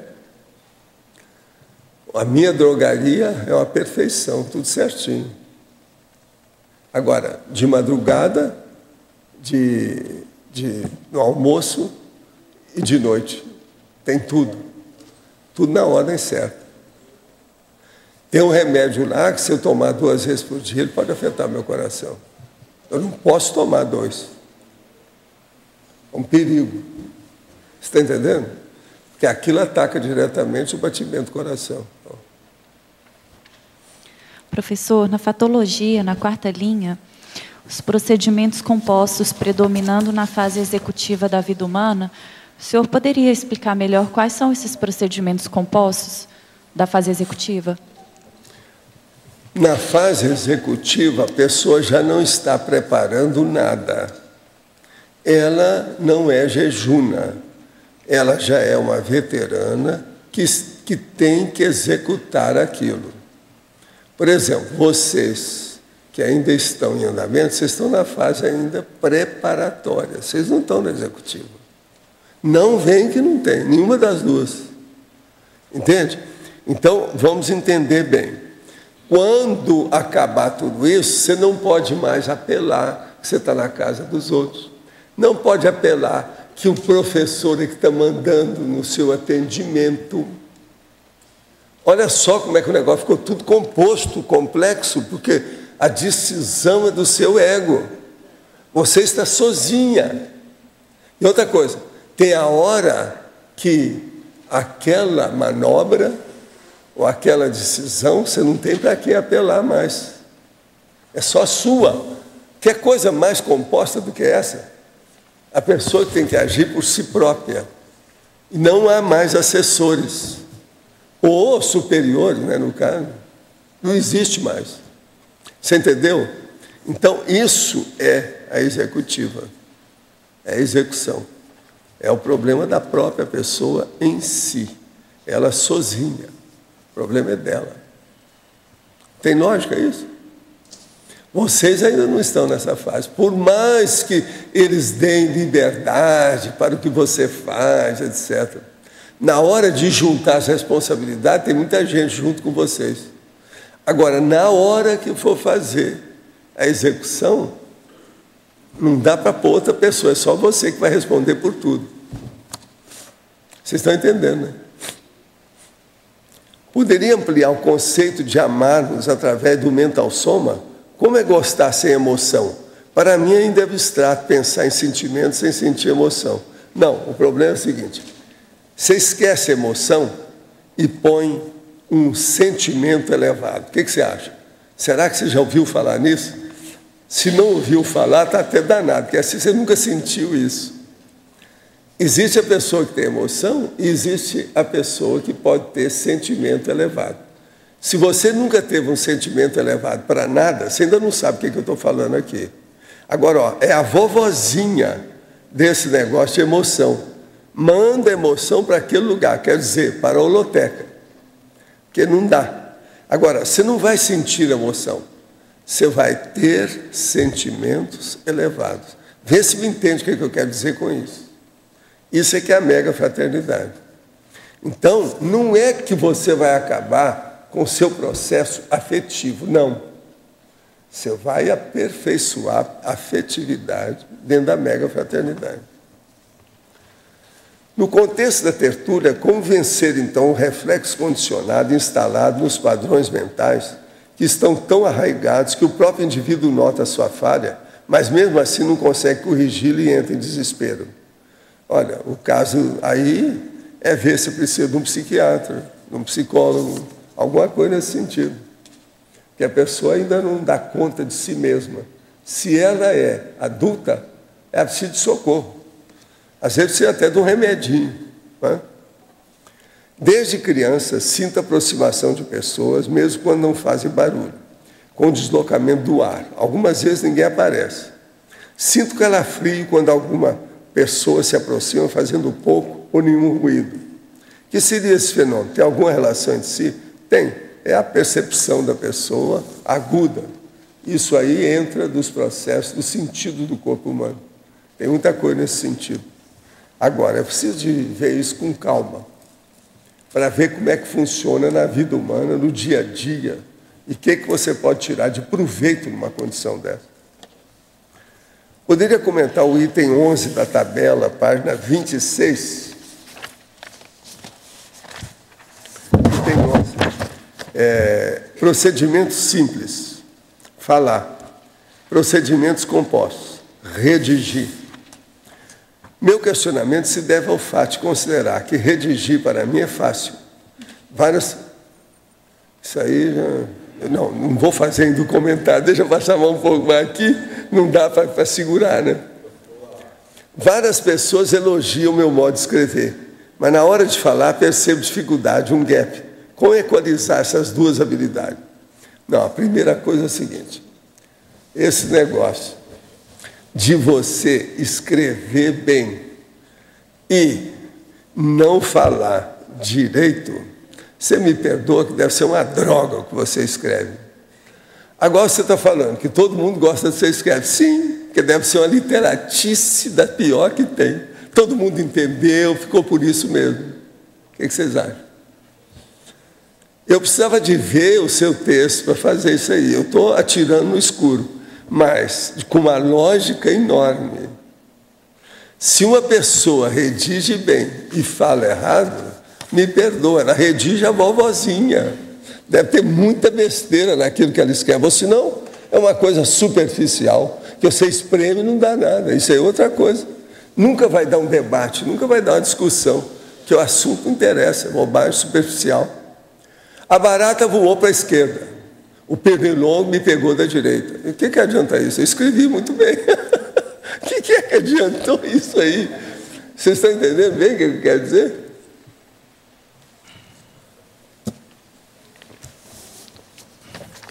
Vamos devagar. Agora uma coisa. Se você é bom assim para escrever, cadê seu livro? Me apresenta. Quero ver o que é que tem. Vamos avaliar seu livro, sua obra, para ver como é que está. Valdo, aqui na página 24, em tecnologia, na segunda linha de baixo para cima, a paratécnica da OFIEX. Você poderia aprofundar aí esse item? A paratécnica da OFIEX. A OFIEX, tudo é paratécnico nela. Ela funciona tudo através de paratécnica. Por quê? O ofiexista ele tem que estar com algum processo mínimo de descoincidência. Então, como é que fica? Escuta, eu já falei para a turma para descer do lado de cá. Viu? Mas, olha, você entendeu a situação? Como é que faz? O processo é mexer com outra dimensão. Você passa um pouco, você põe uma perna do lado de lá. Na TENEPS, você ainda está muito do lado de cá. Na UFIEX, você já começa a entrar do lado de lá. Entende? Aí a coisa é mais difícil. Eu estou falando entrar conscientemente. Sim. Sabendo o que se passa. Pensa bem nisso. Agora, gente, sobre esse nosso amigo que perguntou que ele redige bem, essa coisa toda, é muita gente que eu conheço que redige bem. E que, como diz em bom português, não fede nem cheira, não resolve nada. Como é que faz? Agora, se uma pessoa não sabe falar, você vai me dizer que ela escreve bem? Não pode. Ela tem que saber pelo menos alguma coisa, falar mais ou menos alguma coisa, se expor. Que a redação é muito mais complexa. Agora ele não, está dizendo que ele, no complexo ele é bom e no simplão ele é ruim. Isso não existe. Valdo. Então, uma pessoa que possa falar bem, escrever mal, a gente admite. Mas uma pessoa que fala mal e escreve bem, totalmente, em alto nível, isso não existe. Revisando assim algumas centenas de cursos, de artigos, de pessoas, eu às vezes me surpreendia com a qualidade do que estava escrito e com a dificuldade de expressão da pessoa, no sentido de timidez, embaraço, não ter bradipsiquismo agudo. Mas aqui nós não estamos assim. falando isso. O processo aqui é uma pessoa lúcida, consciente. Entendi. Se ela escreve bem, ela tem que falar melhor ainda, porque para falar é mais fácil. Agora, eu acho que no caso não seria, no que eu estou dizendo, não é falar bem ou mal, é a pessoa ter travas de comunicação terríveis, ter travões. E fica surpreendente Isso o texto. eu estou de acordo. Mas agora, o processo que aí você está considerando já uma parte patológica. Eu não, eu estou considerando natural, uma pessoa que está normal. E os dois casos, né, Valdo? Eu vi também assim, a pessoa ter até uma expressão razoável de comunicação e a escrita, ela ser totalmente tortuosa, e não é erro de ortografia, só isso não. É uma escrita tortuosa, um pensamento tortuoso que você mal compreende. E o contrário, pessoas que tinham agora, o que eu travas e escreviam muito bem. Eu quero bater na história séria é o seguinte: a pessoa tem que notar que escrever é muito mais complexo do que falar. Sem dúvida. É isso que a gente tem que entender. Eu estou falando aqui para a pessoa normal. Eu não estou falando para inibida nem nada, não. É o ato de falar e o ato de escrever normais. É isso que eu quero dizer. Agora, entre nós aqui, eu tenho que chamar a atenção para isso. Essa hipótese da pessoa escrever bem, sendo que ela fala mal, não existe isso, é o contrário. É isso que eu quero. Vamos colocar isso bem claro. Quanta coisa já... Gente, o que tem mais é lixo mental em tudo quanto é livraria. A maioria é lixo mental, porque as pessoas escrevem de qualquer maneira. O troço de haver livro bem escrito não é fácil. Isso é exceção sempre. Sou voluntária de uma ONG de proteção animal. O trabalho tem muito amparo, mas os problemas são enormes e infindáveis. Penso em largar o emprego para me dedicar mais a estruturar a instituição. O que o senhor acha? É atitude muito radical? Como atrair mais voluntários? Não, aí depende. Se você está podendo fazer isso do ponto de vista econômico, financeiro, etc., tal, vale a pena. Essas ONGs de proteção subhumana, vale a pena. Eu, desde lá de São Paulo, a gente já dava esse negócio. Lá havia uma associação muito séria. Isso na época que eu tinha casa em São Paulo com aquele negócio. Nós ajudamos todo mundo lá. Aqui tem muita gente que ajuda. Uma que é especialista aí, qualquer coisa, você conversa com a Cris, que ela vai te dar um banho de loja, até do ponto de vista jurídico. Os direitos dos gatos e dos cachorros. Esse é um caminho. Né? Vamos defender isso aí. Negócio muito sério.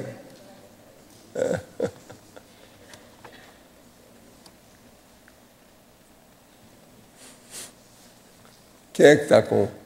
Tem mais alguém aí? Não há mais nada? Engraçado é que tem gente que já dominou o processo totalmente. Uma delas é a Ami. Olha lá, ela até fechou lá o estoque do material dela e ficou quietinha.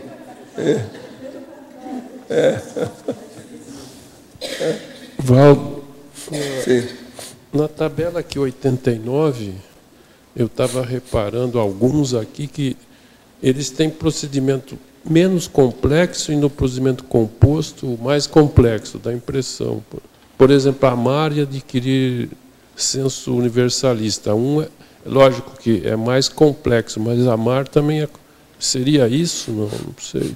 Onde é que você está vendo essas coisas aí? Na tabela da página 26, procedimentos simples e procedimentos complexos. Tem vários itens. 5? Tem vários itens. Por exemplo, o número 1, amar é um procedimento complexo, mas aí o adquirir senso universalista é mais complexo, é lógico, isso. É bem mais. Mas se quis dizer isso, né? Um é menos complexo e o outro é mais. Mas tem agora, vários, acho que é assim. O problema é o seguinte, amar é uma coisa simples. Você sabe daquela minha história de amar e o processo de sexo, né? Você junta um debilóide macho à esquerda, uma debilóide fêmea à direita. e deixa junto, não precisa de nada. É um dos procedimentos mais simples da natureza. Diz que é o procedimento de Adão e Eva, eu não sei bem se é. Mas agora o caso todo é esse. No meio lá vai nascer um debiloidezinho. Quer dizer, há uma produção do processo, naturalmente, espontaneamente, é um processo instintual. Então, amar, eu não acho que seja uma coisa complexa. É simplíssimo. Eu pus do como... ponto de vista afetivo, sexual, é muito simples. Agora, adquirir o senso universalista com a sua afetividade é outra coisa. É muito mais difícil. O ver e observar, eu chequei no dicionário. Né? O que é? O número 20 aqui. 20. O lógico, ver e observar. O ver você quis dizer que simplesmente viu aqui, ó, e observar. Você viu de relance e você vê. E a observação, agora, por exemplo, observar, não. observação você parou científica. Meia hora examinando a peça para ver como é que é. E tem no dicionário observação científica. Talvez aqui cai mais na observação, que aí é detalhado. Então. É. O problema todo é esse. Observação é o caminho da demonstração técnica em ciência. E o 14 também nem se fala, né? Como 14, método filosófico e método científico. O científico está na O filosófico, ele não tem numeração, né? Eles não mostram os processos com, vamos dizer, certinho, nada disso. Já a ciência, ela já quer colocar tudo dentro da ordem, faz enumeração, listagem das coisas. Você não vê os filósofos fazer listagem de nada. Eles não falam muito em premissa, um corolário, isso e aquilo, mas fica só nas coisas pequenininhas. Mas eles não mostram o negócio com detalhe. Os dicionários eles não fazem o detalhismo da situação. O dicionário mostra o seguinte: em geral, a filosofia é genérica, é uma coisa genérica e a ciência é uma coisa bem pontual. A diferença. Bom, e assim se foi pondo aí. Agora, você admite como filósofo que tudo que é da filosofia ainda é um procedimento muito simples, né? Ele antecede. Ele antecede. Está achando que eu estou espicaçando você. A filosofia ela criou a ciência, mas ela antecedeu, mas a ciência é mais pontual. Assim, e ela já veio depois da filosofia. Então ela é muito mais traquejada. Mas o que o povo não sabe é o seguinte: a ciência ela tinha um nome até o século XIX de filosofia natural. Era uma parte da filosofia. E outra coisa, mas ela tinha outro nome também, que era o processo daquele negócio da alquimia. Também era ciência. Então tem muita bobagem. Agora, ela também talvez tenha levado muita bobagem para a ciência. Levou. Uma das bobagens que ela criou mais foi criar a palavra astrologia, que parece a ciência dos astros, e não é. É a ciência das ilusões. Eles consideram a astrologia uma falsa ciência, que ela é embasada na experiência, agora, mas não é a culpa é da ciência.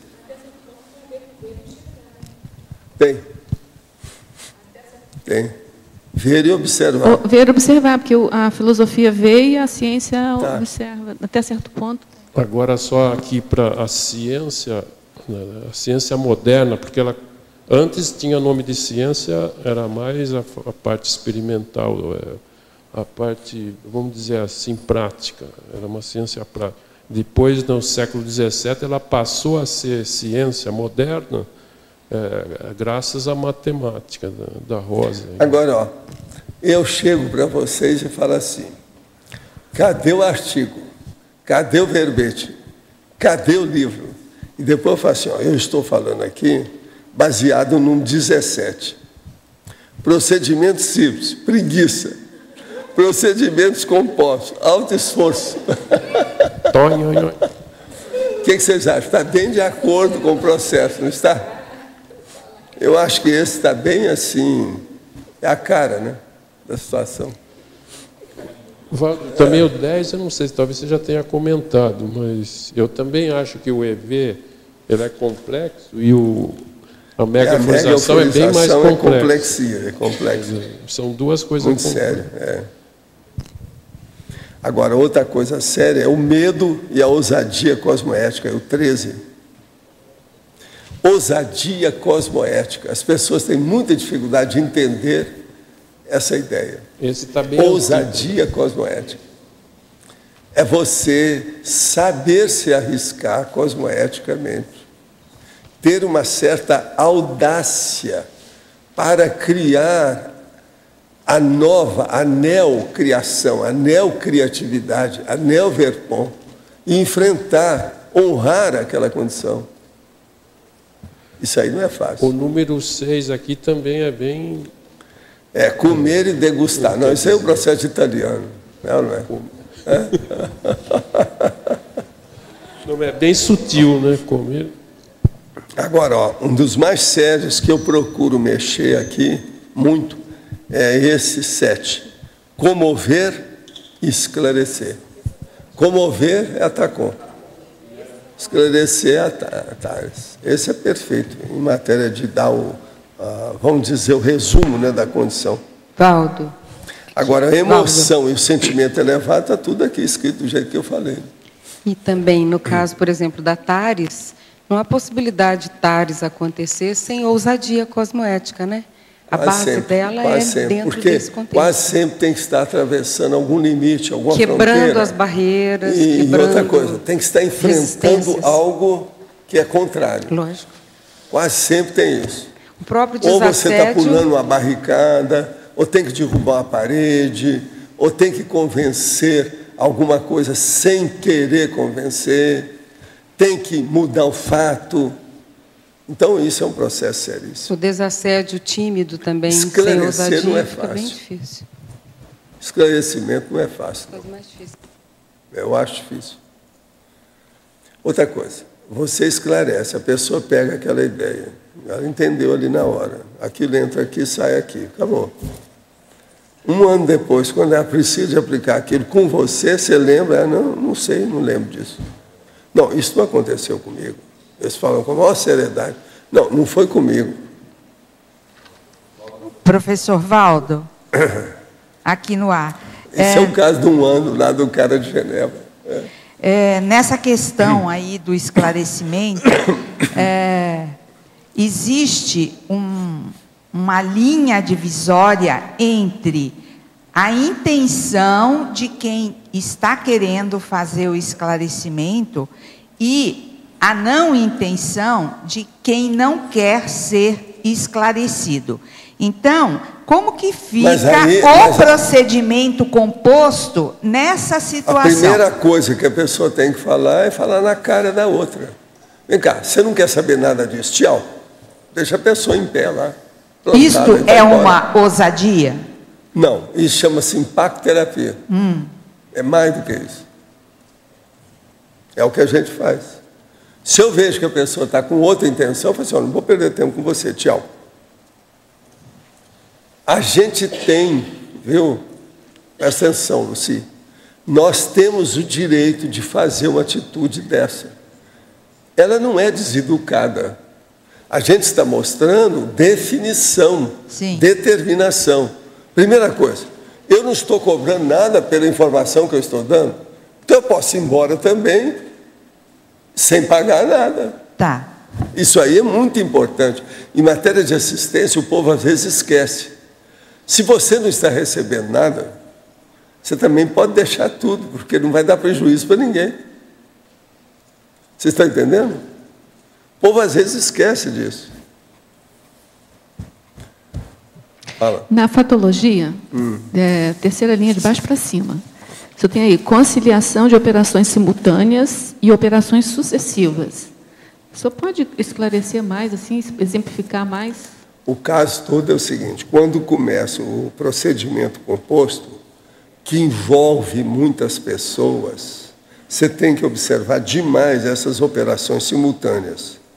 Por quê? São pessoas que estão ali com você dentro daquele momento evolutivo, naquele ambiente, naquele óleo pensene. Mas, por exemplo, às vezes vai ter que renovar aquilo, ou vai ter que seguir. Por quê? Todas as pessoas não estão lá, está faltando gente. a coisa começa a ficar cada vez mais complicada. A hora que chega no grupo, que passa para o coletivo, sai de baixo. Os procedimentos se tornam cada vez mais complexos. Então é por isso que eu estou chamando a atenção. Você tem que conciliar. Então, na hora que tem uma coisa dessa, aquela primeira operação que foi feita simultaneamente com vários, todo mundo lembra, não pode ser esquecido, que vai servir de exemplo para a próxima, sucessiva, que às vezes é maior, que já vai incluir mais gente. Por exemplo, às vezes depois disso já apareceu uma opção de gente que está interessada, que antes não estava. Tem um monte de condições disso aí. Em matéria de assistência, isso fica bem óbvio se a pessoa começa a trabalhar com assistência. Agora, as expressões aqui estão perfeitas. Operações simultâneas e operações sucessivas. Uma coisa é tudo ao mesmo tempo. É a simulcognição. Outra coisa é o processo um depois do outro. É o consecutivo, que é o sucessivo. Isso aí é muito diferente. Eu vi que é diferente, mas é o processo da complexificação, né, da composição do procedimento. Agora, o que a gente nota num caso desse é a pessoa guardar os seus elementos, seus argumentos, a força que tem daquilo que já foi feito até o momento. Ela fala assim, não, 10 já receberam isso aqui e foram de acordo. Vocês estão dando contra, mas estão fora da realidade. Você está entendendo? Tem um monte de argumento que o processo das operações simultâneas pode ajudar. A operação simultânea é o primeiro tempo. A sucessiva é o segundo tempo. Pensa assim que você vai começar a entender o que ele quer dizer aqui. Caminha por aí.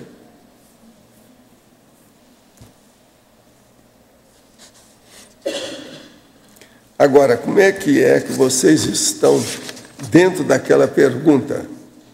A vida para você vem sendo desenvolvida com a predominância de procedimentos singelos ou complexos? Por qual razão? Conosco aqui, a vida de vocês começou a ficar mais complexa.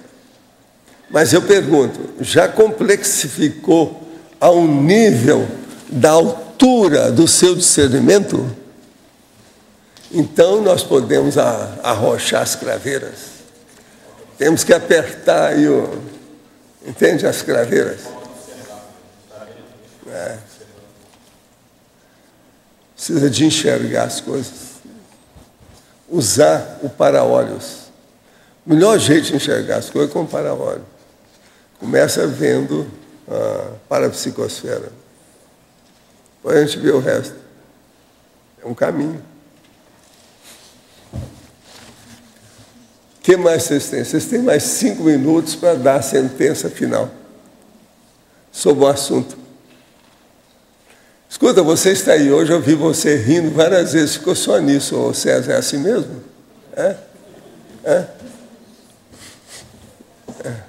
É devido à quarta-feira, não é isso? Meio da semana. Professor Valdo, por que a UFIEX é um procedimento composto? Seria em função da descoincidência, basicamente, ou é muito mais que isso? Eu falei na descoincidência, mas não é isso. Ele é composto porque envolve outra dimensão diretamente através de você. O amparador da UFIEX não é o mesmo da TENEPS. Na TENEPS, o amparador tem muita força. Na UFIEX já não é tanto. Você já fica mais ou menos no nível do amparador. Conclusão.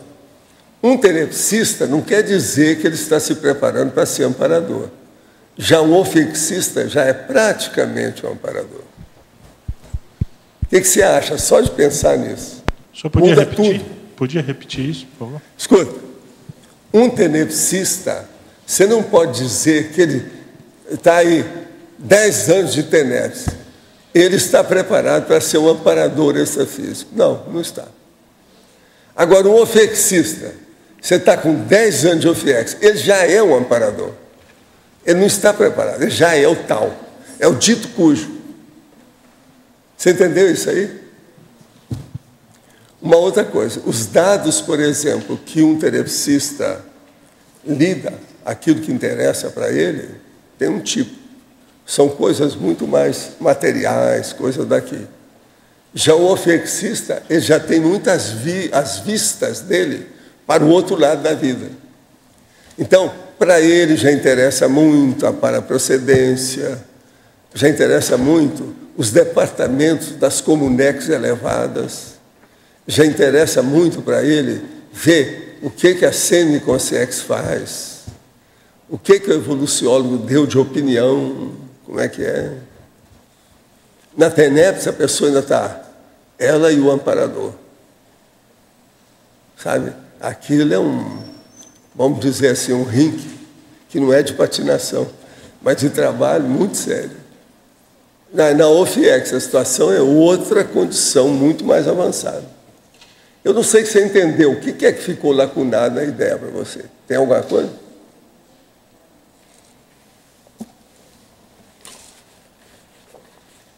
Você entendeu, né? A diferença é grande. Agora, eu quero te dizer uma coisa.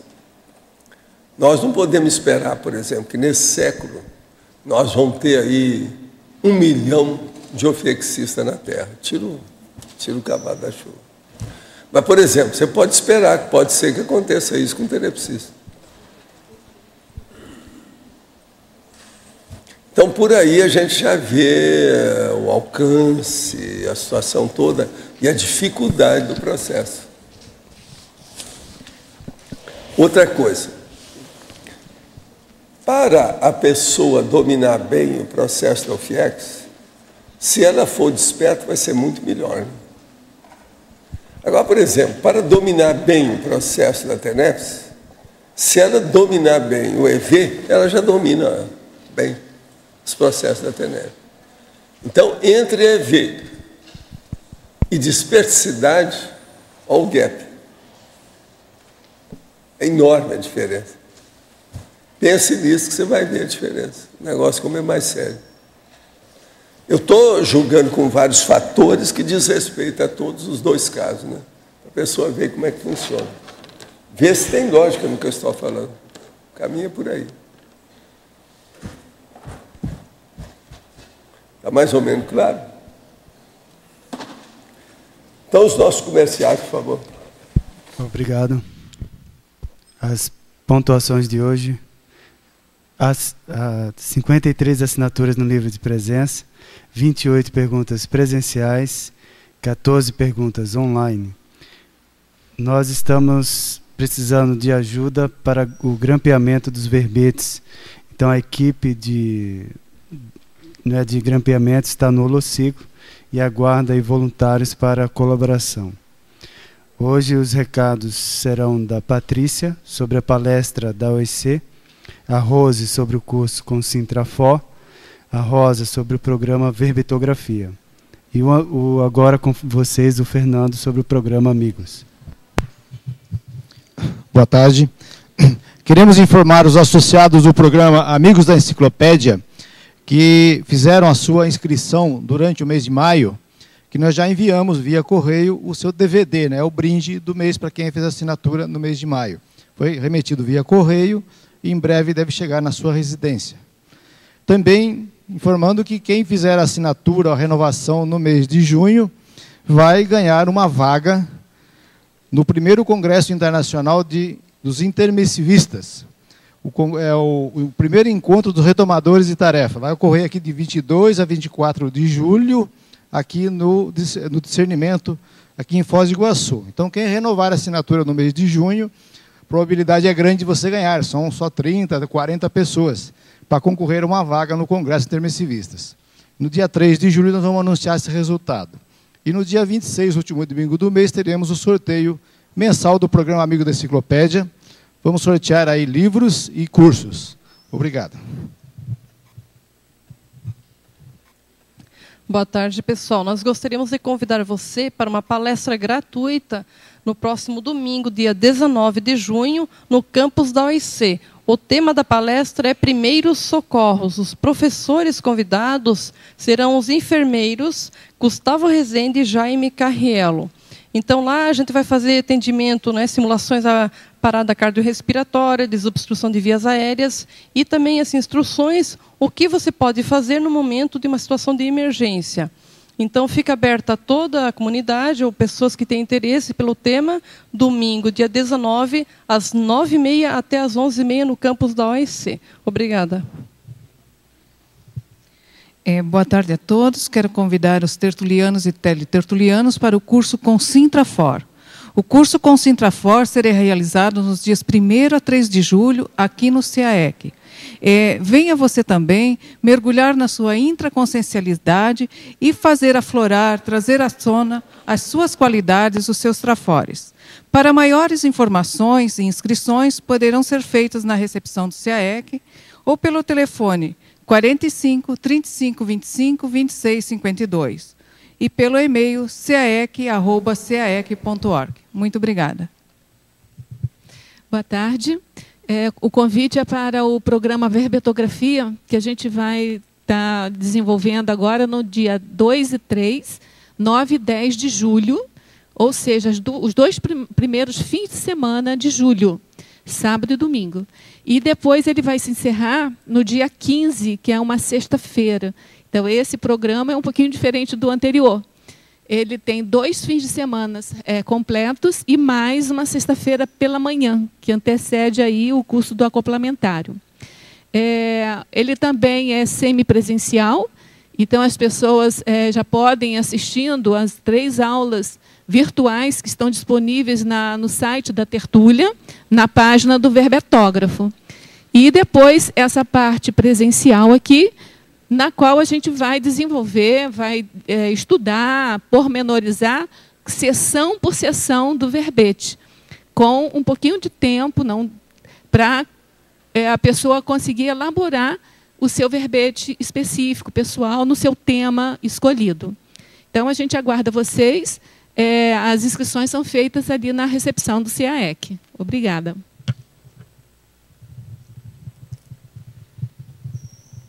Lembramos a todos que amanhã o verbete é Liturgia Natural, a especialidade Intrafisicologia. Obrigado pela presença de todos e até amanhã.